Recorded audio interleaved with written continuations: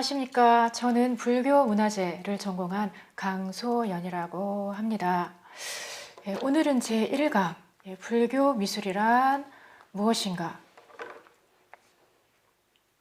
법당의 기본 구조와 장엄이라는 제목으로 제1강을 시작해 보도록 하겠습니다.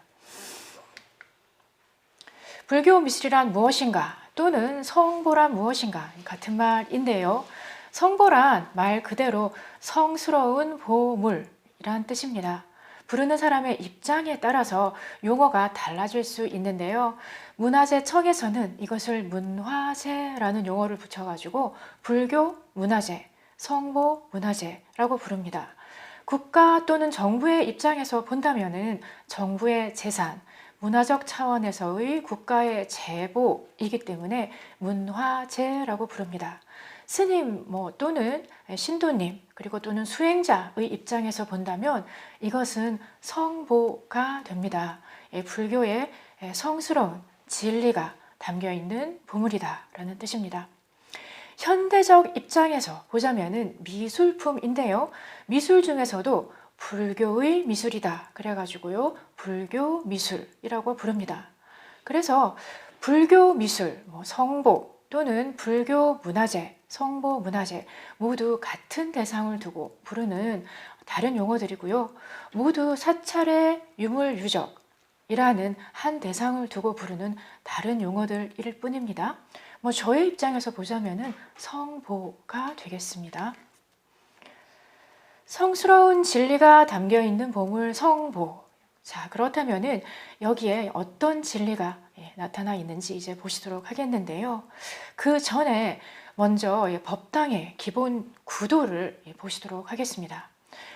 이것은 해인사의 본 법당인 대적광전인데요. 이제 이 강의를 들으시는 스님들께서는 실제로 법당에 들어왔다 생각하시고 한번 삥 눌러 보시기 바랍니다. 자, 법당 한가운데에 뭐가 보이십니까? 네, 수미단일 텐데요. 이것을 상단이라고 합니다. 이제 이 상단을 마주보는 위치에서 이것을 중심으로 오른쪽이 중단이고요. 왼쪽을 하단이라고 합니다. 상단을 부처보살의 세계, 불보살단이라고 합니다. 그리고 중단은 신중님의 세계, 수신님들의 세계, 그래서 신중단이라고 합니다. 그리고 이제 왼쪽 하단은 중생들의 세계, 영가들의 세계, 한마디로 이제 우리가 사는 세계의 모습이 그려져 있는데요. 그래서 이제 영단 또는 영가단이라고 합니다. 그리고 보통 위패가 모셔져 있습니다. 이것을 통틀어서 불교 장엄이라고 합니다.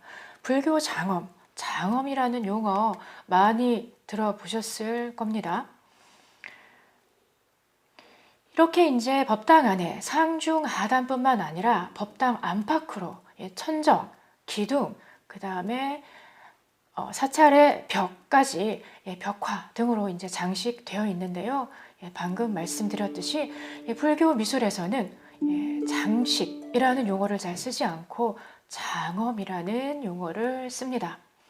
자, 그러면 장엄이라는 용어가 앞으로도 많이 들으실 테고 이제 또 많이 사용하실 용어니까요. 먼저 설명을 잠깐 하고 진행을 하도록 하겠습니다. 장엄이라는 것은 꾸미다, 기본적으로 장식하다, 아름답게 하다, 이런 기본적인 뜻을 갖고 있습니다. 그런데 물질적으로 눈에 보이는 것만 말하는 게 아니고요. 유형, 무형의 것을 모두 지칭하는 말입니다. 그러니까 법당을 실제로 아름답게 장식해도 장엄하는 것이지만 이 법당에서 스님들께서 청정한 마음으로 신도님들을 위해 남을 위해 기도를 해도 염불을 해도 그것은 세상을 장엄하는 게 됩니다. 중생심이라고 이제 보통 하는데요. 인간의 마음을요. 중생심은 쉽게 이기심이라고 보시면 되겠습니다. 그러니까 이기심이 아니라 이타적인 마음으로 언행을 한다면은 그것은 세상을 장엄하게 되는 것입니다. 이런 얘기는 이제 화엄경 전체를 통틀어서 나와 있는 내용이기도 합니다. 그래서 사찰 장엄의 세계는요, 우리가 깨달은 마음 또는 깨달은 눈으로 세상을 보았을 때 펼쳐지는 진짜 세상의 모습이 사찰 장엄으로 이렇게 시각화되어서 나타나 있다라고 보시면 되겠습니다. 자, 법당의 구조는 방금 우리의 마음의 구조를 시각적으로 표현해 놓은 것이다 라고 말씀을 드렸는데요. 이게 무슨 말인가 하면은요, 우리의 마음의 레벨, 마음의 수준 또는 뭐 마음의 경지에 따라서 우리가 체험하는 세상도 달라지게 된다라고 이제 불교에서는 얘기를 하고 있습니다.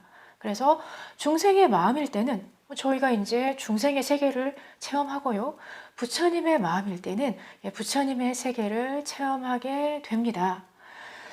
중생의 마음일 때 우리들의 모습, 우리가 체험하는 세상의 모습은 하단, 방금 말씀드렸던 법당에 들어가서 왼쪽, 하단에 또는 영단, 저희가 이제 영가들의 세계에 살고 있죠. 영단에 감로탱 또는 지상탱, 이런 탱화 또는 불화, 뭐 탱화나 불화 같은 말인데요. 이런 탱화나 또는 불화에 구체적으로 아주 상세하게 묘사되어 있습니다.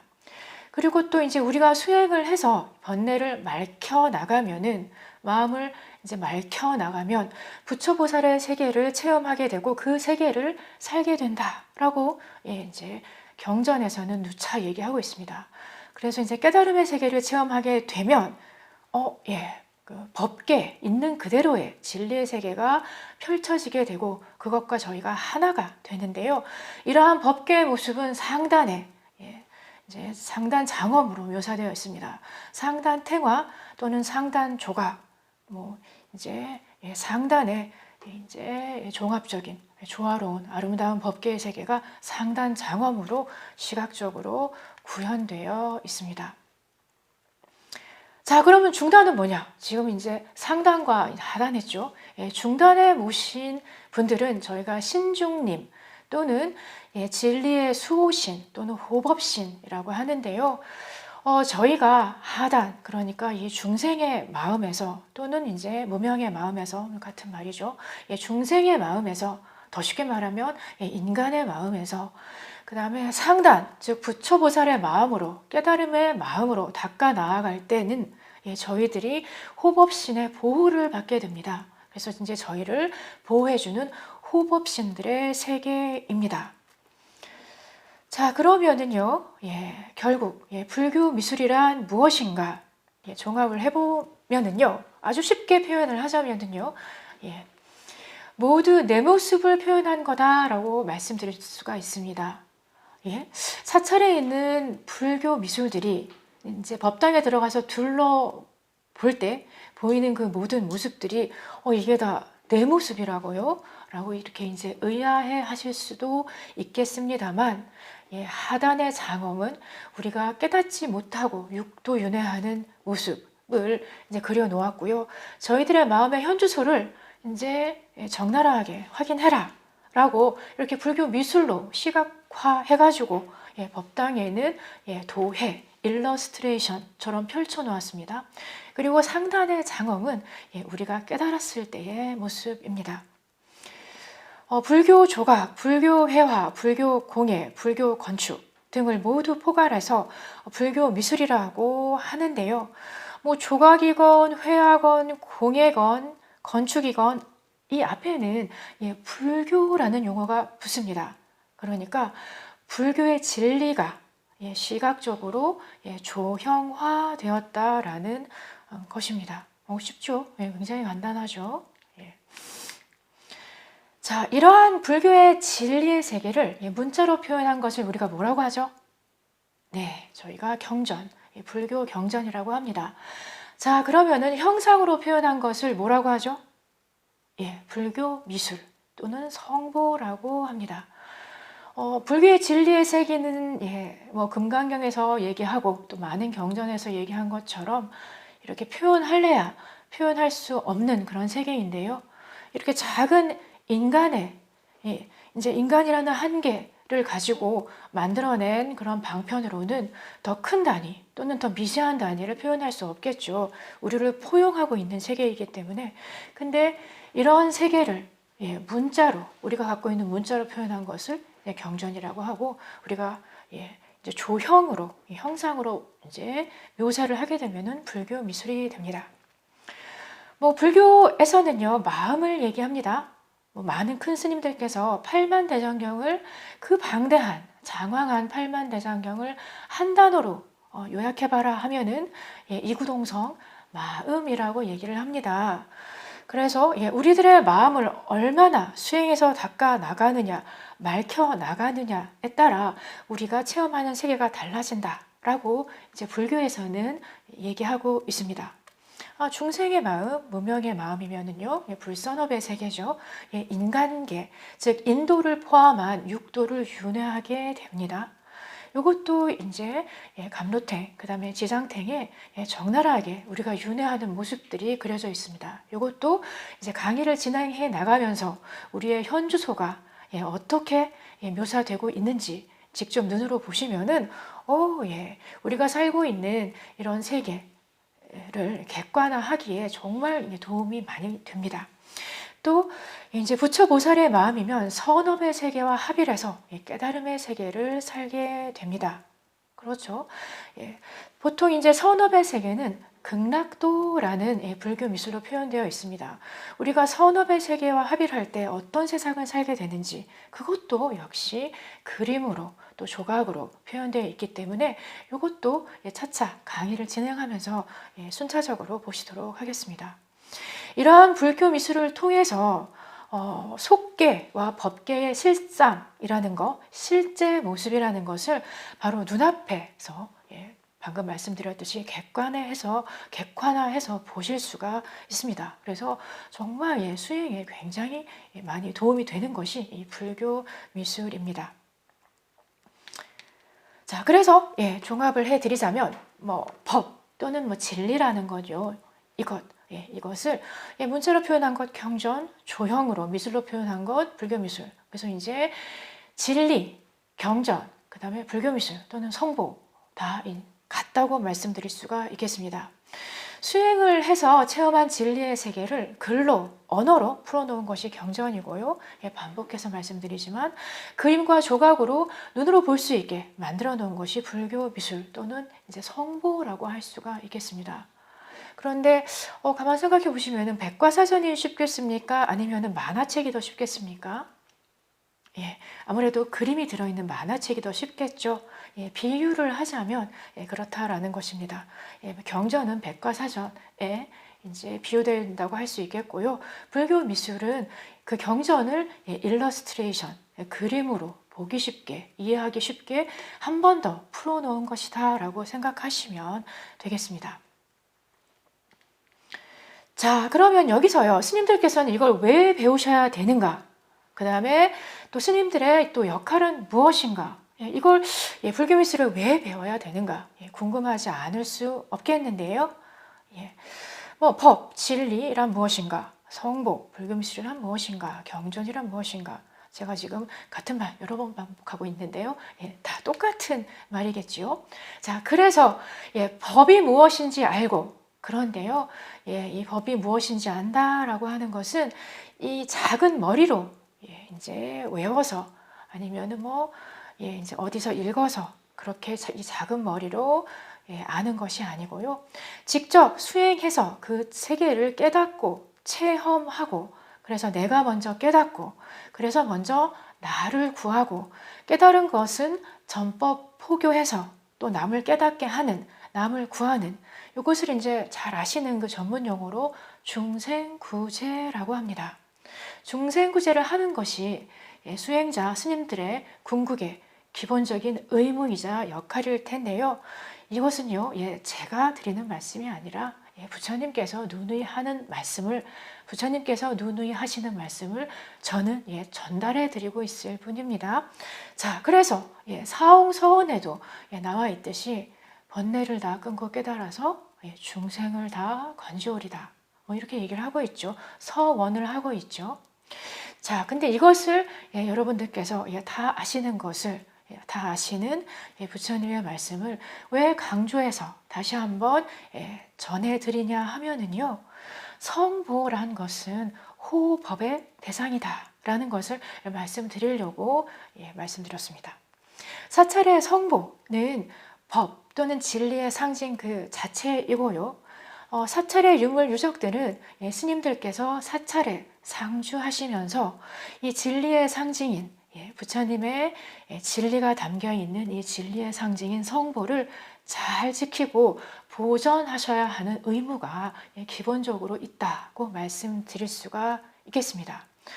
자, 그래서 스님들께서 성보가 무엇인지 우선 알고 그것을 지키고 그 다음에 그 뜻을 퍼뜨려야 하는 그런 기본적인 의무와 역할을 맡고 계시다라고 말씀드릴 수가 있겠습니다. 경전이나 미술이나 모두 방편입니다.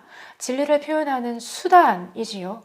방편이라는 용어도 아까 그 장엄이란 용어 못지않게 수도 없이 접하게 되시는 그런 용어일 텐데요.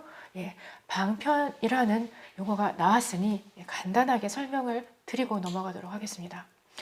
금강경에는 아시다시피요, 법신 열애를 형상이나 언어, 모양이나 문자로 추구하면은 그것은 무슨 도이다? 정도이다? 아니면 사도이다? 뭐라고 얘기하고 있죠? 법신 열애를 나를 형상이나 언어나 모양이나 문자로 추구하면 그것은 사도이다 이렇게 얘기하고 있습니다. 정도는 바른 길이고 사도는 삿된 길이란 뜻입니다. 네, 그렇다면은요, 법신열애를 형상이나 언어로 추구하면은 사도이다, 삿된 길이다. 그렇다면 자, 2500년 전통의 불교 경전과 불교 미술은 이게 어떻게 되는 거죠? 경전은 언어고 문자고 불교 미술은 형상이나 모양인데요. 불교 장엄은 이게 어떻게 되는 걸까요? 자, 그렇다면은 이런 경전과 불교 미술은 사도, 삿된 방법일까요? 네, 물론 아니겠죠. 큰일 나겠죠. 물론 아닙니다. 이것을 방편이라고 합니다. 편리한 방법을 써서 본뜻, 본래의 뜻을 전달하는 도구가 되겠습니다. 요거 이제 법화경의 요시가 한 단어로 하자면 방편이죠. 방편을 어떻게 잘 구사하느냐가 중생구제의 관건이 되겠죠. 그래서 이제 불교 경전이나 불교 미술이나 다 방편입니다. 달을 가리키는 손가락 역할을 하는 것이지요.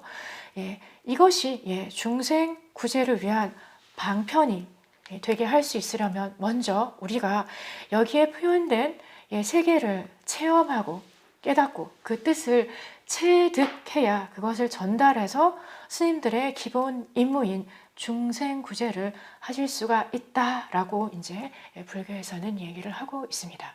자, 여기까지가 이제 서론인데요. 자, 지금까지 제가 말씀드린 거 잠깐 요약을 해드리도록 하겠습니다. 첫 번째, 불교 미술 성보의 기본 정의 말씀드렸고요. 두 번째, 법당의 기본 구조, 상단, 중단, 하단의 장엄, 기본 구조 말씀드렸고요. 세 번째, 그 다음에 장엄의 의미 말씀드렸고요. 그 다음에 4번, 방편의 의미 말씀드렸고요. 그 다음에 이제 다섯 번째, 사찰 성보에 대한 스님들의 의무와 역할에 대해서 간략히 살펴보았습니다. 자, 그러면은 이제 여기서 1부가 마무리 되겠는데요. 1부 마무리하기 전에 이제 여기서 끝난 게 아닙니다. 끝나야 끝이 나는 거지 끝난다고 끝난 게 아닙니다. 자, 그러면은 간단한 복습 퀴즈 들어가 보도록 하겠습니다. 퀴즈 1번. 다음 괄호 안에 해당하는 용어를 써 넣으시오. 1번 제가 읽어드리겠습니다. 종이 한 장 꺼내셔 가지고 이 문제에 대한 답을 써주시기 바랍니다. 불교 미술, 불교 문화재, 이것, 땡땡은 같은 대상에 대한 입장에 따른 다른 표현이다. 괄호 안에 들어가는 용어는 무엇인가? 불교 수행자 또는 불교 신자의 입장에서는 이것이라고 부를 수 있다. 불교 미술, 불교 문화재, 땡땡. 자, 그 다음에 2번. 불교의 진리를 언어 또는 문자로 표현한 것을 불교 경전이라고 한다. 불교의 진리를 조형이나 모양으로 시각화해서 눈으로 볼 수 있게 나타낸 것을 불교 뭐라고 하지요? 예, 불교 뭐라고 합니다. 3번, 법당의 구조는 상단, 중단, 하단으로 되어 있다. 이는 마음의 맑음 또는 깨달음의 정도에 따라 나누어진 구조인데요. 상단은 가로의 마음이 되었을 때 체험하게 되는 세계의 모습이다. 일명 법계, 진리의 세계고요. 하단은 괄호의 마음의 상태일 때 저희가 체험하고 있는 또 계속 체험하게 되는 세계를 묘사하고 있다. 일명 속계입니다. 4번, 사찰안을 꾸민 모든 조형물들은 장식이라는 용어보다는 불교에서는 땡땡이라고 한다. 이는 유형의 조형물뿐만 아니라 무형의 공덕이 되는 행위까지 아우르는 말이다. 그렇죠. 네네. 그 다음에 5번, 사찰의 성보는 스님들께서 지켜야 할 무엇의 대상이다.